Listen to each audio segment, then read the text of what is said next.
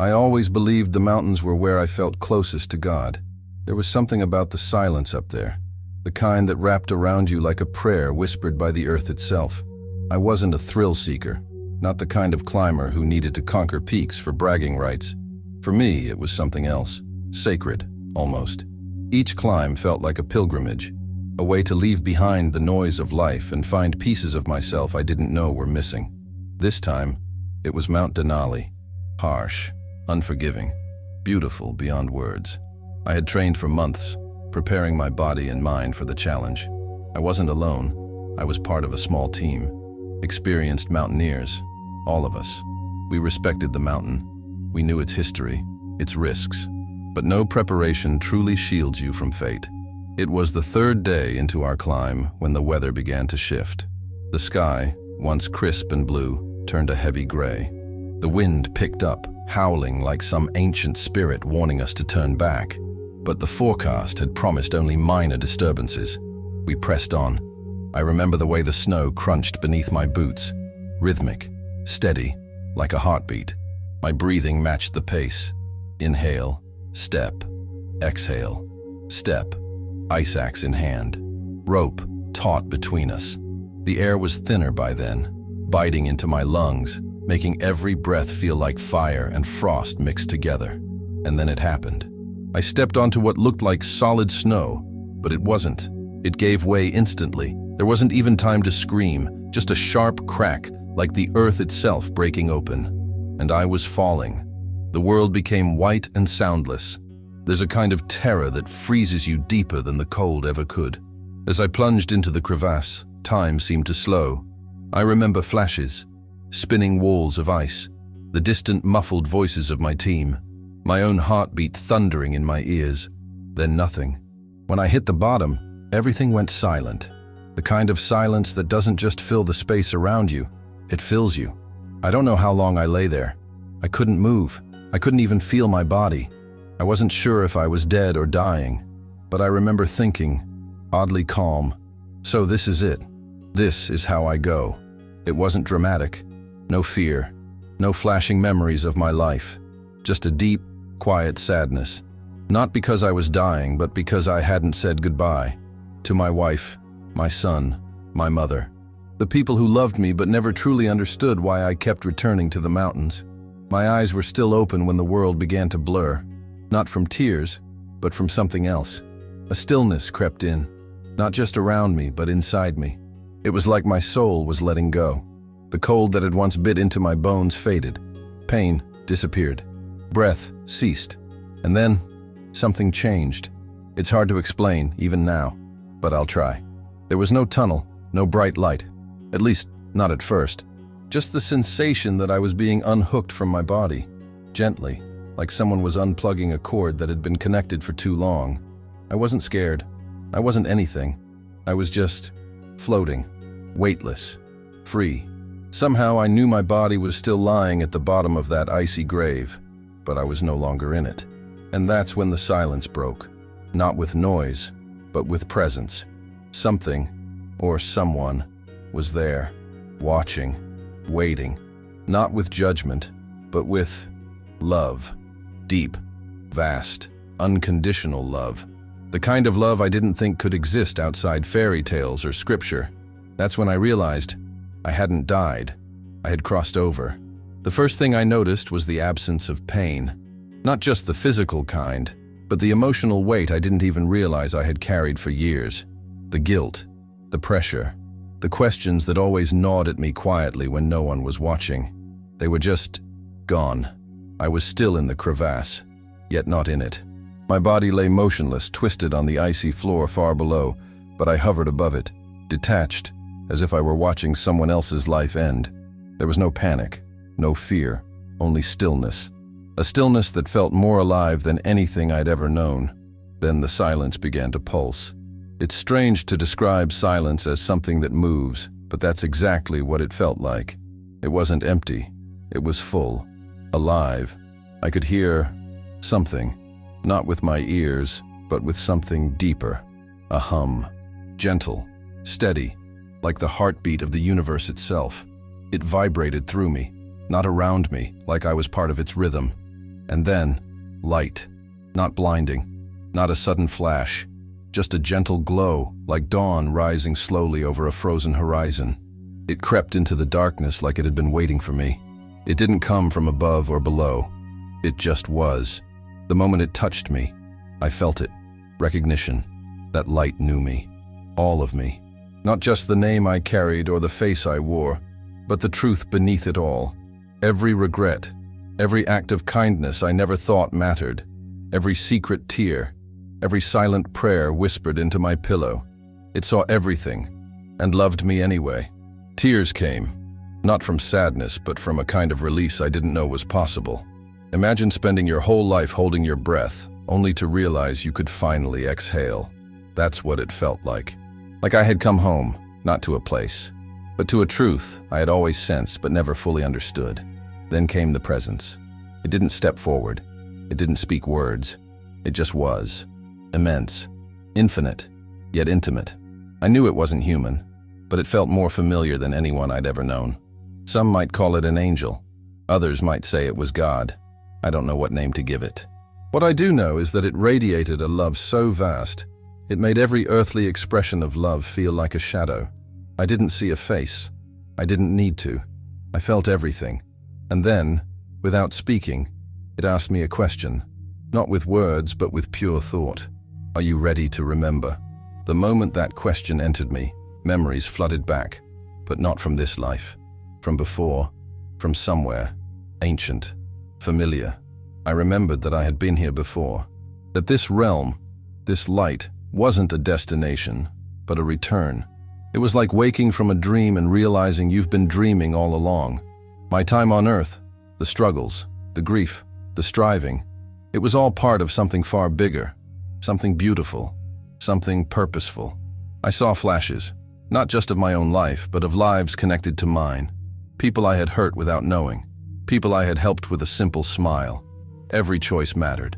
Every moment was part of a divine tapestry being woven far beyond my understanding.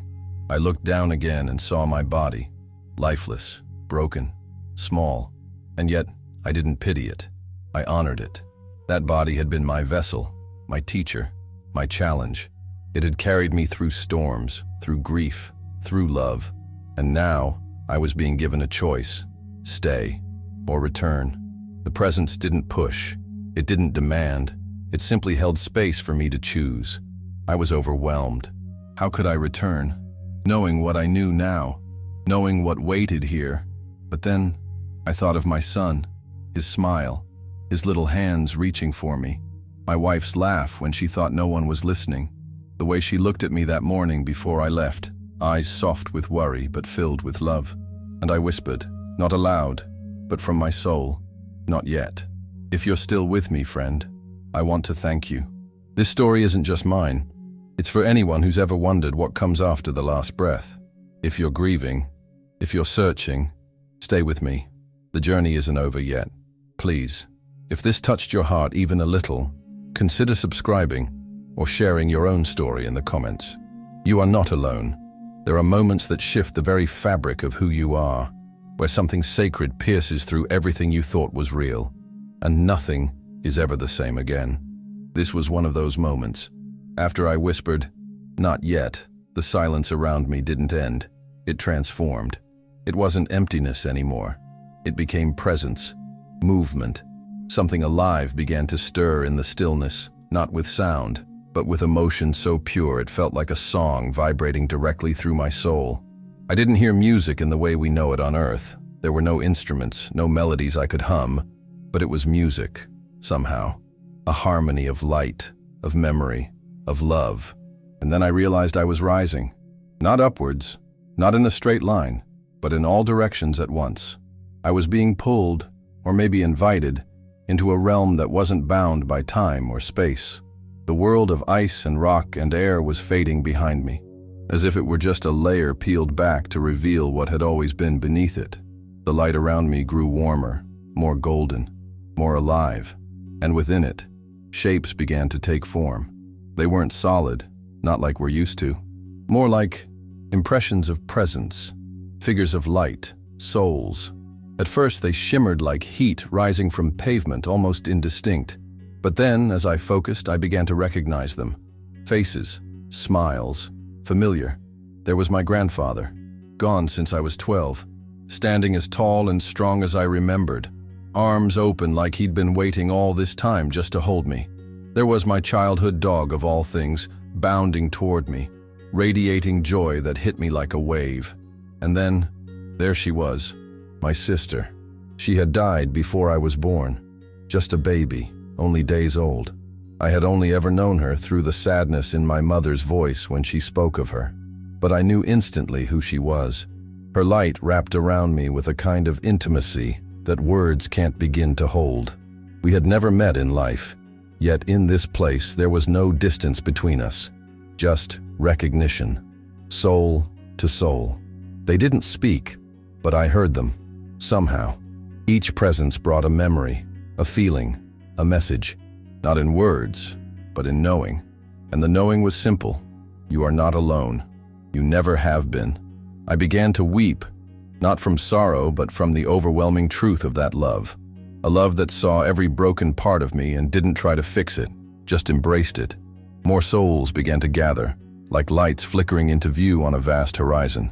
Not all of them were people I recognized from this life, but I knew them nonetheless.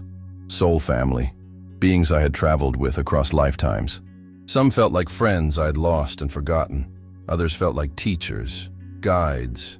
Their presence was healing, as if each one helped stitch a part of me back together. One of them stepped closer, his presence quieter, deeper. He was taller than the others, robed in light that seemed to shimmer like the surface of a calm sea under sunlight. I couldn't see his face, but his eyes. His eyes were galaxies, infinite, compassionate. And when he looked at me, I remembered. He had been with me my entire life, not as a voice or a dream or a ghost, but as a gentle whisper in my heart. Every time I paused to listen to my intuition, every time I felt peace in the middle of chaos, it had been him. "You've done well," he said, not with words, but with presence. "And there's more yet to see." I wanted to stay there forever. I wanted to melt into that love, into that warmth, and never return to the cold, heavy world I'd come from. But something stirred within me, a sense of movement again. Not rising this time, but expanding. Like my soul was preparing for something larger, something beyond even this reunion. The guide turned, and with a single motion, parted the light around us like a veil. And what lay beyond took my breath, what was left of it, away. It was a landscape not of earth, but of essence. A place that felt more real than any mountain I had ever climbed. Colors I couldn't name, shapes that shimmered with meaning. And at the center of it all, a mountain, but not made of rock or snow. It was made of light. There are no words in any language I know that can describe what I saw next. But I will try, because what I saw, what I felt, still lives inside me, like a second heartbeat. The mountain of light stood before me, vast, radiant, alive. It didn't reflect light. It emanated it. Waves of golden, silver, and deep violet hues pulsed gently from its surface, shifting like breath. It towered above everything else in this realm, yet it didn't feel imposing. It felt welcoming, sacred, like a temple that had waited through eons for my soul to arrive. My guide stood beside me, his presence still and powerful. He didn't speak, but I understood his meaning as clearly as if the words had been carved into the sky. "You're ready." With that, I moved forward, not with steps, but with intention. The landscape between me and the mountain was smooth and weightless, as if gravity had no claim here. I passed through meadows of light, where the grass shimmered with memories I couldn't yet place.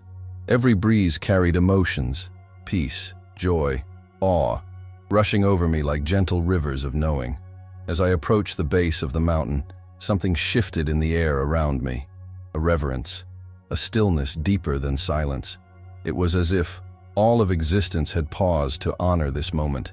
The path before me was illuminated, not by lanterns, but by the memory of my own life. Each step I took revealed a glowing vision along the slope, scenes from my childhood, moments I had forgotten. The time I sat alone at recess, the way my father's hands trembled the day he told me his own father had passed, my mother humming softly while folding laundry, my son's first drawing, proudly held up with little fingers stained in marker. My wife waiting at the airport, eyes brimming with relief when I returned from another expedition.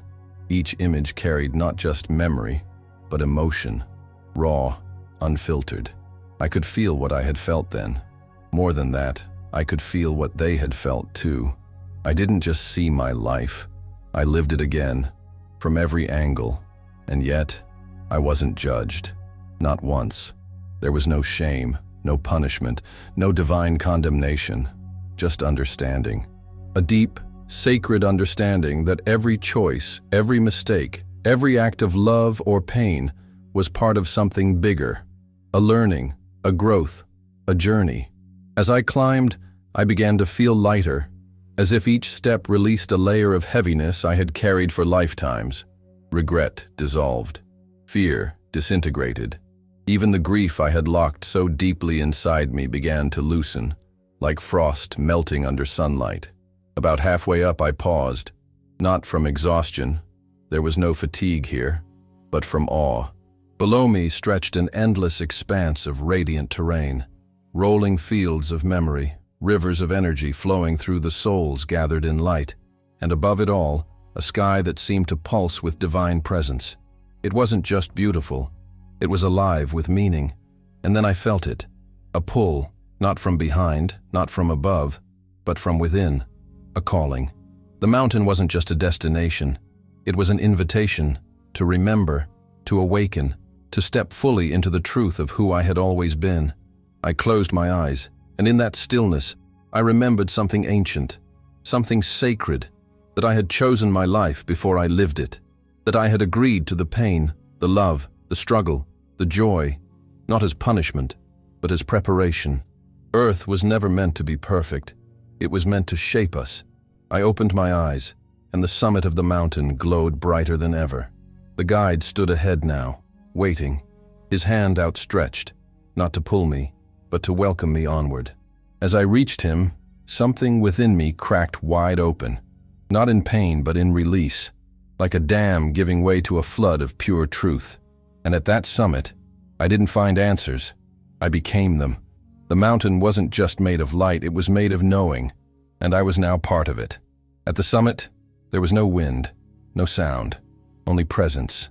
Everything shimmered with a stillness that felt like eternity holding its breath. And then, from that silence, came warmth. Not physical warmth, like sunlight on skin, but something far deeper. A soul-deep warmth that moved through me like a memory of being held as a child. Safe, whole, loved beyond measure. I turned, drawn by something I couldn't explain, and there, standing just beyond the light, was my father. He had passed nearly 15 years before, taken too quickly by illness. I remembered the phone call, the shaking in my knees, the helplessness. But here he stood, tall, strong, vibrant. Not just how I remembered him, but more, as if the wear of the world had been stripped away, leaving only the truth of who he was. His eyes met mine, and in that instant, years of unspoken words passed between us. I had carried guilt for not being there when he died. I had whispered apologies into the air for things I never got to say, but none of that mattered here. He smiled, not just with his mouth, but with his whole being, and opened his arms. I fell into them. I don't know how long I stayed in that embrace. Time doesn't move the same way in that place. But in his arms, I felt everything dissolve. The grief, the questions, the longing. He didn't need to speak. His love filled every crack in me I didn't even know was there. When I finally stepped back, tears streaming, not from pain, but from the sheer overwhelming truth of love, I saw them. More souls. Familiar. Radiant. My grandmother, whose hands had always smelled of cinnamon and lavender. An old friend who died in a car accident when we were barely adults, his laugh echoing silently around us like the past itself singing. A mentor from my youth, who had seen something in me long before I did. Each one stepped forward, not hurried, not desperate, but calm, complete. They weren't here to convince me of anything. They weren't here to explain or justify. They were simply present. Present in a way we rarely are on Earth. Each embrace, each shared look, each moment of silent knowing was like a salve on an old wound. I hadn't even known how broken I was until I stood in their love. And then I saw someone I hadn't expected. My daughter. She was never born in this life. A miscarriage. Early. So early that we hadn't even told anyone. We had only known her for a few weeks. And yet, when I saw her, I knew. She stood glowing, radiant, timeless. A soul not marked by sorrow, but by light. She didn't walk to me. She flowed. Her energy wrapped around mine, and I collapsed into her, as if I had waited a lifetime just to feel her presence. I had grieved her quietly, carried her loss in the spaces between my heartbeats. But here she was whole, and she recognized me, not from photographs or memories, from soul to soul. In that embrace, I felt a healing I never thought possible. She had forgiven me before I even asked. She had known me before I had ever held her. And she loved me, not because I had earned it, not because I had lost her, but because she always had. This reunion was not a reward. It wasn't a prize for surviving life or crossing some cosmic threshold. It was remembrance. The truth that love does not die, that the soul does not forget, that even in the darkest nights of grief and silence, they are still with us, watching, loving, waiting. Each soul I embraced left an imprint on me, like a mark of eternity pressed into the deepest parts of my being. And with each reunion, I felt less like someone who had died, and more like someone who had come home. But even in that overwhelming love, I sensed something else, a presence, one I had not yet seen, one I had feared and longed for all my life. It was coming closer, and it would change everything. Even among all the love, all the embraces, all the tears of reunion, there was still something, someone, hovering just beyond the edges of my awareness. A presence I had felt since the moment I left my body, growing stronger with every step, yet always just out of reach. Not watching from afar, but waiting, not with impatience, not with expectation, with silence. The kind of silence that holds galaxies within it. The kind that knows everything you are and still chooses to wait gently, without demand, without force. And now, as the light of the mountain pulsed around me, and the souls I had loved began to fade softly into the background, that presence stepped forward. I didn't see a figure at first. Not in the way we think of figures. No face, no body, just essence, infinite, yet intimate.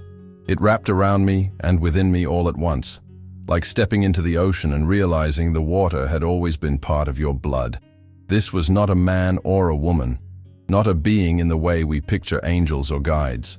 This was the one, the origin, the source.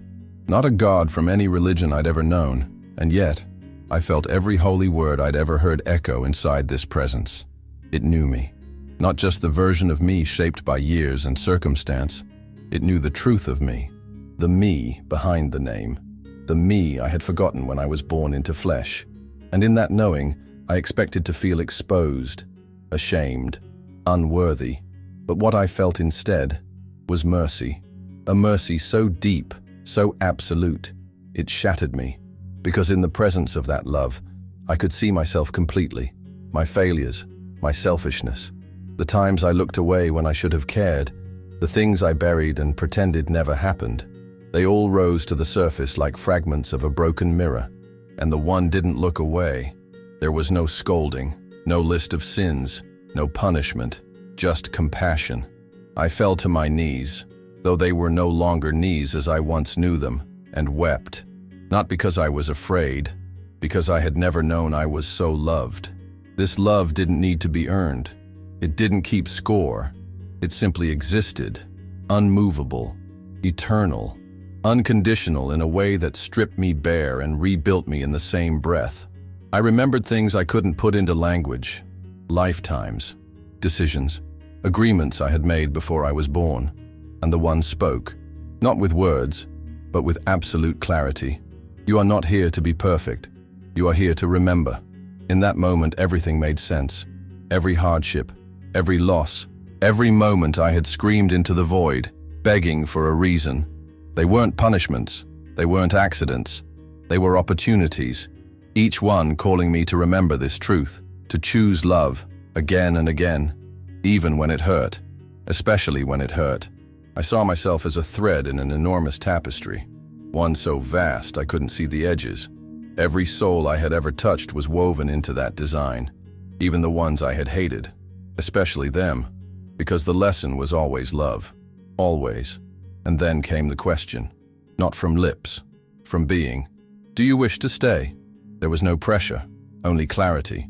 To stay would mean dissolving into that love forever. No more separation, no more becoming, only being, the deepest peace. To return would mean pain. Cold, bones broken and heart battered, a world filled with grief and chaos, but also a chance to carry this truth back, to live it, to love with it, to light a candle in the darkest places of the world and whisper to others, "You are not alone." I didn't answer right away. The silence returned, not heavy, but holy. The one waited, because love always waits. And when the silence broke, it wasn't with sound. It was with a choice. I did not speak. I did not nod. I didn't even think the words clearly. But the moment my heart aligned with the will to return, the one knew. The light around me shifted, not dimming, but concentrating, as though all of creation was folding into a single point, drawing me inward, deeper. I thought I had reached the heart of the experience, but this was something else. This was a revelation. I was not being sent back without understanding. I was being shown the why. The golden brilliance of the mountain gave way to something even purer. White, but not the cold white of snow or hospital rooms. This was living light, woven with fire, yet it didn't burn. It felt like truth itself had taken form. And at the center of it all, a flame. Small, simple, flickering, and yet it contained the entire cosmos. I stood before it, not with fear, but with reverence. I understood, without anyone needing to say it. This was the source, not just of light, but of life. The beginning of every soul, the core of every heartbeat, the reason anything at all exists. It pulsed softly, and as it did, it began to show me. Not visions, not memories, but meaning. I saw Earth, not just the physical planet, but the energy of it. A place of contrast, a place of shadows and light, fear and love, loss and reunion. A sacred training ground. A realm where souls come not to escape pain, but to transform through it. We are not sent to suffer. We are sent to learn through choice. And the most sacred of all choices? To love in the presence of pain. To hope when all feels lost. To forgive when it would be easier to hate. This was the secret of the flame. That love is not simply something we feel. It is something we become. In this place, love is effortless, instant, eternal. But on earth, love is chosen. And that makes it all the more powerful. Each soul I was shown carries a spark of this flame inside them. Even the cruel, even the broken, even the ones who forget. No one is born without it. But some bury it so deeply under trauma and fear that they no longer recognize their own light. That's where we come in. We, the ones who remember. Not to judge, but to remind. To live in a way that reawakens that spark in others. This is the divine mission. Not to be perfect, but to be present. To walk the world as a light, even when the world feels dark. I was shown a single act of kindness I had done once. A moment so small I barely remembered it. A stranger on a trail, cold and shaken, and I had offered him my gloves. Nothing more. But from that gesture, ripples had spread. That man had gone on to save a life. That life had inspired another. A cascade of hope I had never seen. Until now. I wept, because I had never known it mattered. But it all matters. Every moment, every breath, every silent prayer. Nothing is wasted. We think we're insignificant, just bodies moving through the chaos of a cold world. But each of us is a flame, a living piece of the eternal fire. And when we shine, even briefly, we light the way for others. That was the secret. That was the divine truth. And I was being entrusted with it. Not because I was special, but because I was ready. The flame pulsed once more, and with it came a final gift. A knowing so intimate, it settled into the marrow of my soul. You are loved. You have always been loved. You cannot not be loved. It is what you are made of. Even in your lowest moment, even when you feel most alone, the flame has never left you. And when you return to the world, broken and bleeding, you will carry this truth, not to preach, but to embody. I bowed before the flame, not because I was told to, but because my soul could do nothing else. I knew then, the return was near, but the flame, it would come with me. I could feel it before I saw it. The pull, subtle at first, like a soft current brushing against the edges of my being, then stronger, deeper, as if something inside me was being gently, but firmly, called back into motion. The flame faded, not as if it were extinguished, but as if it had folded into me. Its light remained, alive, burning quietly at the center of who I now was. I would never be without it again. And then I felt a presence return to my side. My guide, the one who had waited in silence when I first arrived, now standing close again, the same calm strength in his gaze. There was no need for words, but he offered them anyway. It's time. I looked around me. The summit, the souls, the sky of living light. Everything here was perfect, pure. The kind of peace I had never known in my waking life. A place without pain, without fear, where love was not something earned or given. It simply was. To leave this? To go back into the weight of a human body? To return to a world of uncertainty, grief, struggle? It felt impossible. But then I saw them, not in front of me, but within the space of memory now awakened by divine sight. My wife, sitting alone on the edge of our bed, holding my wedding ring in her hand, praying to a God she wasn't sure was even listening. My son, lying in his bed, eyes wide open, whispering to the darkness, "Please bring Daddy home." My mother, lighting a candle at the church she hadn't entered in years. The pain in their hearts reached through dimensions. And I understood, in that moment, the deeper meaning of the climb. Life on Earth is the mountain. It's steep, treacherous, beautiful, brutal, and sacred. Every soul walking it is a climber. Some slip, some fall. Some lose their way in the blizzards of grief and loneliness. And some carry light in their chest, not because they are stronger, but because they have seen the summit and now walk with purpose.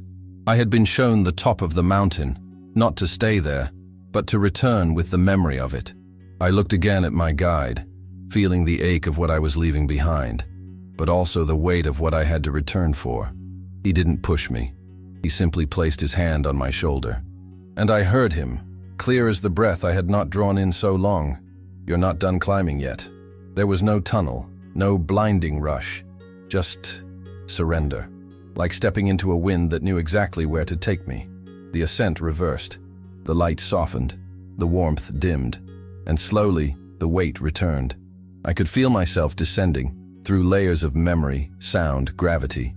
Each one pressed against me, not harshly, but with growing heaviness. Then came the pain, sharp, crippling, sudden. It crashed through my awareness like a landslide.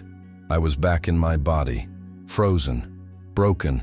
At the bottom of a glacier I should not have survived. My lungs screamed for air. My heart stuttered, then pounded violently, dragging me back into the world of form. Everything hurt. The cold was unbearable. My fingers were numb, my bones screamed. But beneath the agony, the flame remained. And in that first breath, through blood and frost and unbearable weight, I whispered, "I remember." Not the details, not the faces, but the truth, the light, the secret, the climb. Voices echoed above me, distant, frantic, familiar. My team, rescuers. They had found me hours later, barely alive. By all logic, I shouldn't have made it. The fall should have killed me. The exposure alone should have stolen my last breath. But something had carried me back. Something stronger than logic. Something older than science. As they wrapped me in blankets and rushed me down the mountain, I closed my eyes, not from exhaustion, but from reverence. I was still on the mountain. Only now I carried the summit within me. And though the climb ahead would be hard, I knew this. I wasn't climbing alone. They said I shouldn't have survived. When I first opened my eyes fully, days later, in a hospital bed with machines beeping around me and tubes in my arms, I could see the disbelief in their faces. Doctors, nurses, even the search and rescue team who had pulled me from the glacier. Their eyes said what their mouths didn't. This isn't possible. The fall alone should have shattered my spine. The time I spent in that crevasse, hours, maybe longer, should have guaranteed death by exposure. My core temperature was dangerously low.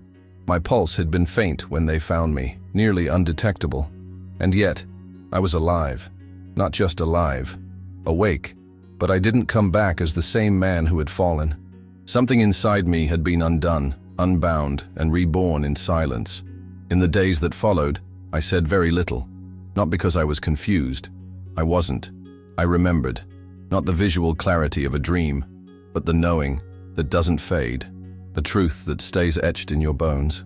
I remember lying still, staring at the ceiling, feeling the warmth of the hospital blankets and the weight of my body. And underneath all of that, a subtle radiance, the flame. It was still there, burning quietly beneath the layers of flesh and fear. When the doctors spoke to me, I listened. I nodded. I followed instructions.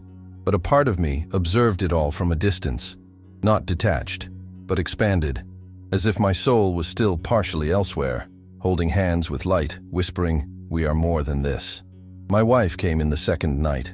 Her eyes were red, her hands trembling, but she smiled through it all, brushing the hair from my forehead as if to convince herself I was real. She cried when I spoke her name. She told me about the search, the prayers, how she had known, deep in her spirit, that I wasn't gone. Not fully. I wanted to tell her everything, every vision, every embrace, every truth I now carried, but I couldn't. Not yet. Not because I didn't trust her, because there were no words big enough to hold what I had seen. How do you explain to someone that death is not the end? That love is the thread that holds the universe together? That a piece of the eternal flame lives inside them too? I didn't need to convince her. She saw it in my eyes. The man who had left her on that mountain was not the man lying in that hospital bed. He was changed. My son came in the next day, held in his mother's arms. He didn't say much, just stared at me with those wide, wondering eyes. I reached for his little hand, still bruised and clumsy from the IVs and monitors, and he smiled. In that moment, I saw the spark in him, the flame, so pure, so untouched by the noise of the world, and I wept, because I knew one day life would try to bury that light in him, just as it had in me. But now, I would be here to remind him. I would be here to guide him through the climb. The nurses said my recovery was miraculous, that I regained mobility faster than expected, that my vitals stabilized when they shouldn't have. I didn't tell them that something unseen was healing me from the inside out, that a love not born of this world was still flowing through my veins like liquid gold. The nightmares never came. The trauma they warned me about, the fear, the anxiety, the depression so common after near death, it never took hold. Instead, I felt clarity, an unwavering sense of direction. Not to abandon everything and disappear into a monastery or write a book or become some spiritual teacher, but to live deeply, intentionally, with presence in every step, in every meal, in every word I spoke, to love my wife as if each day were our first and our last, to hold my son like the sacred soul he is, to walk through the world not as a man who escaped death, but as a man who had seen beyond it, and returned not empty, but overflowing. Even now, sometimes when I close my eyes, I can still feel the silence, still hear the song beneath the silence, still see the mountain, not of snow, but of light, waiting in the distance. And I know, I'm only just beginning. It's been months now since I came back. The scars on my body have mostly healed, the fractures mended, the bruises faded. But the transformation wasn't in my bones, it was in my soul. People ask me if I feel different. They mean physically, mostly. They want to know if I have lingering pain, or flashbacks, or nightmares. I tell them the truth. I don't feel haunted by what happened on that mountain. I feel awakened by it. The most profound part of dying wasn't leaving my body. It was realizing that I had never truly lived inside it. Not fully. Like so many of us, I had spent years surviving, moving through days without presence, waiting for some future moment to give me permission to be whole. I chased achievement. I escaped into routines. I mistook silence for emptiness, pain for punishment, and love for something to be earned. But what I now know is this: the real mountain isn't made of snow and ice. It's inside us. We all carry it. It rises each time we face loss, each time we confront fear, each time we feel alone, or broken, or forgotten by the world, and we climb it, not with gear and ropes, but with tears and breath and faith. Every kind word is a step forward. Every moment of forgiveness is a handhold. Every act of courage, no matter how small, is a summit of its own. And when we stumble, and we will, it's not failure. It's part of the climb. Because the mountain of the soul isn't conquered, it's remembered. That's what my near-death experience gave me. Not answers, not control, but remembrance. A return to something I had always known, somewhere deep beneath the noise of everyday life. That love is the only thing that's real. Not the love we barter for approval, not the love we fear losing, but the kind that holds us even when we fall apart, the kind that waits in silence until we're ready to hear it. There is a light in each of us. You may not feel it right now. Maybe you're in the darkest part of your climb, lost in grief or fear or loneliness so deep it feels like no one could ever reach you there. But I promise you, the light has not left you. You are not forgotten. You are not alone. And you are loved more deeply than you can imagine, by a source so vast, so kind, it will wait through eternity for you to remember. I was allowed to see beyond the veil, not to escape this life, but to come back and walk it with new eyes. Now I notice everything: the sound of my son's laugh, the warmth of my wife's hand in mine, the way the light hits the trees at dusk, like the sky is trying to whisper, "I'm here." And when life gets heavy again, and it does, I don't resist the climb. I breathe. I remember. And I keep going. Because I know now, the summit is not somewhere far away. It's already within me. It always has been. If this story touched your heart in any way, I invite you to give it a like, subscribe to the channel, and leave a comment below. Your presence here matters. Your story matters. And if you feel alone in your climb, this space is for you. We're all just walking each other home.